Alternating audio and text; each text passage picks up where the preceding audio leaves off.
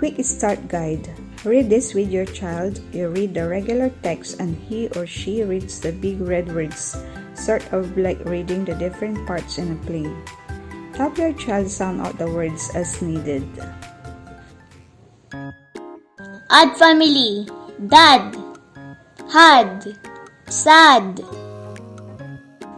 Had. When I was a baby, I had a yellow duck. When I was 2, I had a red truck. When I was 3, I had a chimpanzee. Look at him. He looks like me.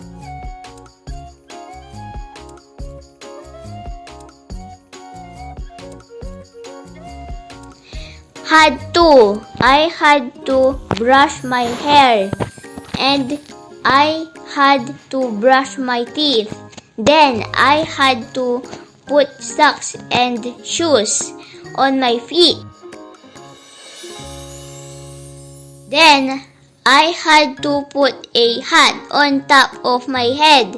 Is this what you wear when you go to bed?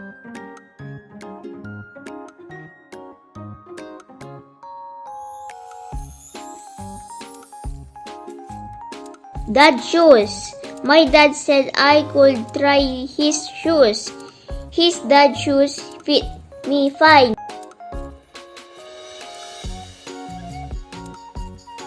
But I would like to see my dad try to walk in mine. So sad. I sat down to sing a song. It was a sad, sad song.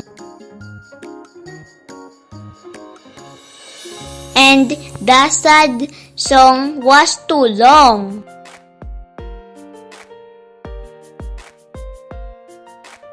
Read this several times. This helps develop the eye muscle and left to right reading patterns. Don't rush it. Bodybuilders don't train in a day. Neither does a child. And the most important of all, have fun. If you are new to my channel, please like and subscribe. Thank you and God bless you all.